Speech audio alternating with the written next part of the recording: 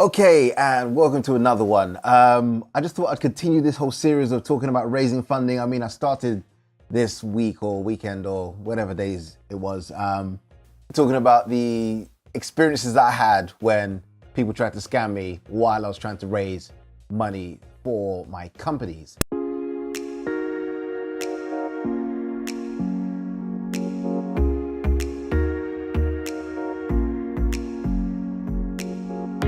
I thought I'd talk a little bit more and give you a bit of a picture of the different options of finance there are for your project, and just about all of them are available to you. When people talk about business and raising money for it, it seems like this really hard, far away thing that is, really complicated and whatever. It's not necessarily complicated, but you kind of need to understand just a little bit of what finance options are out there and what you can actually achieve and get hold of. It's not as hard as you think. It really isn't. You just have to line it up right and present it right, okay? Now, I'll start by just setting a foundation of the different types of finance there is out there. Some of them require different things from you. Now, the first one, the typical one that most people know and understand, is what we call equity finance. Whereas I have 100% of the company and then I sell 30% of the company to basically release shares, and in exchange for releasing shares in my company, I get the funding requirement that I need.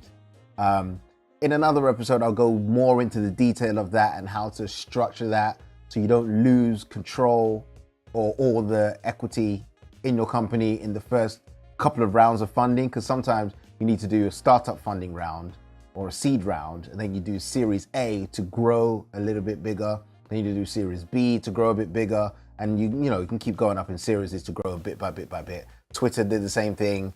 I think Facebook went through different rounds, and each time you go through it, typically you dilute a bit of your shareholding. So when I say dilute, I mean you lose a bit, basically. You sell a bit, but the value of it, typically, if everything's gone according to plan, has grown. So whereas when you're starting up, each share was worth £1, and then when you're going through your next phase of fundraising, like Series A, each share is then worth £5. So you're then releasing less to get more money in, and so on and so on. But like I said, I'm gonna go through different episodes where I actually go through each one in detail and tell you a bit more about it and how to construct it and all that kind of stuff. Another one is debt finance, which is another very, very common one, or loan capital, some people call it, whereas you're basically borrowing money. You're just straight borrowing money. And there are two different structures you can borrow money in. One is, or two different debt structures. They're secured and unsecured. So secured, you say to the bank or a lending institution, you're going to lend me $100 million and I'm going to put my house up as collateral. Unsecured is you're not putting your house up for collateral, you're just borrowing the money. And all debt comes with interest, because whoever's lending the money is expecting a return on what they have lent you. So at the moment, we're living in an era where interest rates are fantastic for lending. You're typically going to find 5, 6, 7% maybe. It might go up as far as 9, 10, 11, 12% of whatever you're borrowing. But if you've got your numbers right and you've built your business correctly, then you should be able to account for that or structure a payment plan. And here comes to the next point of debt finance. A really, really important thing.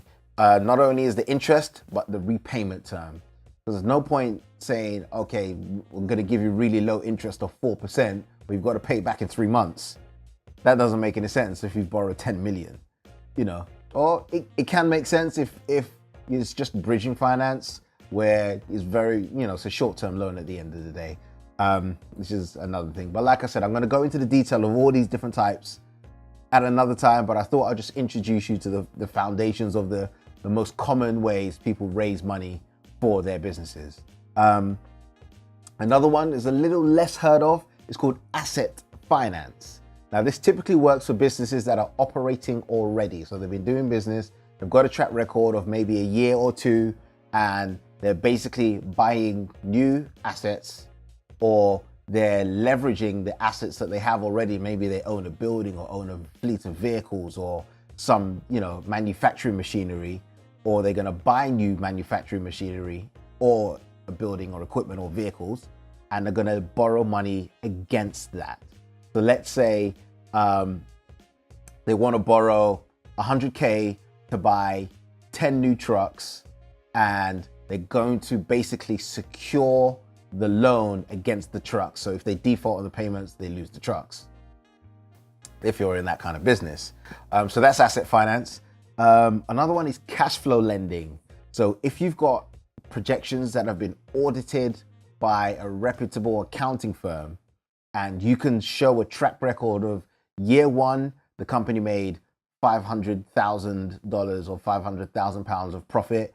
Year two, we made £750,000 or $1,000 of profit. And you're stepping into year three and you want to borrow money to grow more rapidly. You could basically get what's called cash flow lending and borrow against your future projections.